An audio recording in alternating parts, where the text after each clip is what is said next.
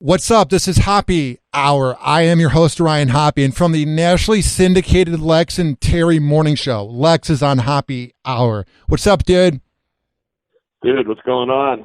Dude, so Nice to talk to you again. I know it's been a few years. You know what I've noticed about It has already. I can't believe it. I know, man. It's going by. You know what I've noticed about your show, though, is a lot of shows are beginning to fizzle out or just not be on the air anymore. What have you and Terry done? And I asked Terry this too. What have you guys done to make sure that you're on the air and you keep adding cities?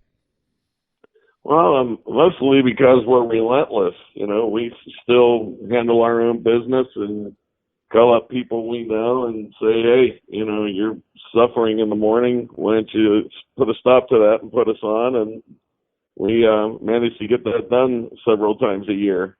And we're also very good about holding on to the affiliates that we have. You know, once we get on, we get great ratings and we stay.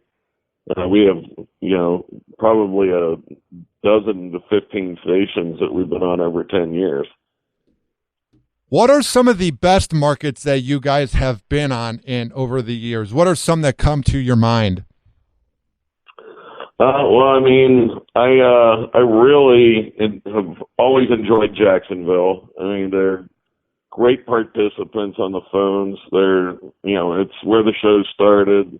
People are totally dialed in. So, you know, we're very happy to be back on there, you know, after the industry went through whatever that was in 2010, you know, and we are doing gangbusters in there. We just had some great ratings last week. As a matter of fact, we're having one of our best ratings from the spring that we've ever had. So, things are doing pretty good. What are some of the craziest memories from like when you first were on in Jacksonville back in the 90s till when you guys left and now that you're back on? What are some of the crazy memories you have from back in the day when you guys first began in Jacksonville? I mean, most of my memories, because I was the program director when the show started that put this mess together, you know, my memories are from dealing with management and corporate because, you know, they went from this kind of Good Morning America type morning show to the heathens, you know, and I pretty much was spending my days explaining our actions away, you know, to garner ratings, which weren't always favored upon by some people. So the station was getting a lot of calls, and you know there was a lot of talk in the city about you know what you know out of control we were and stuff like that. But really, the town had just never seen a real show like that. Once they got used to it, not only were we not number one in men, but number one in women too. Does it make you laugh whenever people rip into edgy talk radio and often the thing they say is that women don't listen? But like if you look at the ratings of a lot of talk shows, women do listen. Yeah, I mean, if you talk about the first 6 months of a male talk show, that's absolutely true. But women after time tend to metastasize and stay and become even more loyal than the men do. Once they realize that what they're listening to is a mirror of their own relationship, you know, the guy they live with, the guys they work with, you know, their brothers, and you know, once they realize they're in a pretty comfortable environment, it's pretty tough to get rid of them. They can't go back to where they were before. So that's the secret of getting them and holding on to them. But, you know, the format in general has a reputation of not being able to garner them. We just haven't seen that problem. Over the years, have you liked going out with fans or listeners, or have you been a person that hasn't liked doing it? I appreciate our listeners. Any chance we have to hang with them and meet them, I mean, you know, it all comes back to how well the radio station and we collaborate on, you know, what event it is we're doing and, you know, some of the surrounding things that are going on. If those things have been very good choices, we have the nights of our lives. I mean, we've had some unbelievable appearances over the years. I mean, we've collapsed decks of bars and restaurants because we've had so many people show up, and people are just show up in droves to show their appreciation of what they listen to every day, and that never gets old. I mean, are you kidding me? That's why we do this. How do you approach people that will be mean on social media or mean through the phones? Because working at 102.5 The Bone, and when I worked on Rover, I've just been a recipient of it for like 4.5 years now. And it first bothered me, but now I'm able to laugh at it, because what I've noticed, Lex, is almost every time they never say it to your face. I've maybe had 3 listeners in my 5 years of being paid in radio of them insult me to my face. It's always behind a keyboard. It's never to your face. Yep. Well, I mean, I have a couple rules when it comes to trolls. If you don't have a picture or avatar, instantly block. I don't even want to talk to you because you're a puss. Rule number two, if you don't have a name, or you got some sort of persona, same thing. And rule number 3, if you are being overly insulting to people besides me, then you're gone. And that's pretty much the way it works. Every once in a while, I'll engage with somebody because it's fun. But for the most part, somebody like that, I'm way ahead of what they're looking for, and I just get rid of them. Dude, it's weird. I'll respond at times, especially if it's like a Rover listener, because I don't work there anymore, but they keep talking about me. But I'm never happy when I send it. At times I do have to send it because I have to defend myself over fake facts about my show that Rover has said over the years. So I have to defend myself to kind of say, hey, my show does pretty well. But I'm never like happy when I type the tweet. Like, when you send out a tweet, let's say you get a new market, or you just found out great news and you're pumped typing that tweet. I never get that emotion whenever I'm going at let's say a person that's hating on me. I've never been like really happy when I do it, but there's just times it's necessary.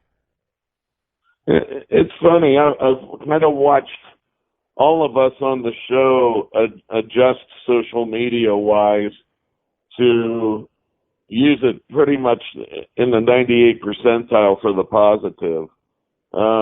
We tend to, focus on things that are going on in our lives that are cool, or, somebody we know's lives that are cool, or something out there in time and space in the world that's cool. And I seem to see most of us doing that, as opposed to the way it was in the beginning, where we were all just like taking shots at each other and just saying the most harshest, worst things, and Twitter in general was just negative. I don't find it that way anymore. Instagram either. I think we've all, after 8 to 10 years of it, have all found our niche as far as the way we do things, and it's now kind of fun to be on it now that everybody kind of gets it. Well, I would say you guys were one of the first radio shows to have an app. I mean, I remember being in 10th and 11th grade listening to the show via your app with my iTouch back in 2009, 2010. Yeah, we actually were the first to have an app. Yeah, I remember that. And I think Jack Apps can confirm that. We had the podcast, we had the app, we had the stream, so we said, why not? Let's see what happens here. So, we were been kind of a litmus test, for the last decade to see how well streaming does. I mean, currently our app, has 15 to 20,000 people a day listening to it, and that's real listeners. That's not some stupid Arbitron meter or diary or something like that. This is a those are real numbers. So it's very sellable, and it's very, it's very lucrative. You just have to wait and put in the time. How has the show changed since Terry moving to Washington? Has it changed at all? Because it doesn't sound like he's not there. It took a while to make that adjustment. Once we realized that we couldn't live with a half-second delay, he to his credit, spent the money to get, a top-tier T1 line, so everything's in real time. And ever since then, it's really like he's in the studio. I mean, we've had 2 studios where we sat around the corner from each other and didn't have direct line of sight with each other unless we bent our head in one direction or the other. Now he's right in front of me on an iPad. So it's to me, it's the same. Now, if you hear about the shows that have broken up, like let's say Opie and Anthony, they did not like each other. Like during the break, I've read online that they would just go to like separate ends of the halls and would never look at each other. Would you say you're friends with Terry, or has there ever been a point during the 25 years of you guys being on air where it's kind of gotten close to that? I think the secret of Terry and I is that we've never had much in common off the air, so we've always tended not to hang with each other. However, we kind of agree and meet philosophically on when it comes to radio, like we're brothers. I mean, we know each other's thoughts before they happen, and we very seldom disagree on things as far as the direction of the show or things we need to do. Our business relationship has been absolutely amazing, and our personal one has never been a deep personal relationship, and that's probably saved us. Yeah, because I think when you become really close to the people you work with, that's just like a ticking time bomb. Not necessarily. I mean, obviously, guys, Howard and Robin are very tight. True. Still best after all these years. I mean, there are shows where it works out just fine, but for the most part, you're spending 5 hours a day with each other. You don't need to spend any more than that. That's too much to spend with anybody. True. Even your wife and kids, you seldom spend 5 straight hours a day with them. So it's a testament to us that we have it in perspective and we can do it like we can. We see no end in sight of the show. Unless somebody just physically can't do it anymore. What was the process of bringing back Sarah? Sarah basically wanted back in, and at the same time, Christina wanted to make more money and was offered the opportunity to do so across the street in Dallas, and also learn some things in production and sales that she wanted. So it's just one of those things that worked out for everybody. It just did. Sarah belongs on the radio. She's a natural. She's a pro. She's funny. She is a very talented individual. So her return to the show just made sense. It's just entertaining to hear her grow up, but she's like the same person that she was when I was listening to the show, let's say 10 years ago, 7 years ago. Yeah, I mean, Sarah's young at heart. She's in no hurry to get old. She's in really no hurry to be an adult, and refuses to be if she doesn't have to be. So she, where in some areas she has matured and grown, where she's needed to, to deal with adult situations. But on the air, she's still Sarah. She gets it. She gets what she's loved for. She gets what people love about her, and she's smart enough not to change it. How did you guys first add D to the show? D just kind of bullied his way in. He wanted to be on the show, and he kept offering to do certain things, and made no bones about the fact that he liked the show and wanted to be part of something like this. And ultimately, the day came where that happened, and he's done nothing but step up and take care of biz ever since. And he was meant to be here. What do you think is the future of your show? Well, I think the future of the show is going to be what it is now, just on a larger level. I know for a fact we're going to have many more affiliates going into 20 than we did going into 19. I also know that our digital audience is going to grow exponentially. It already has with a new podcast.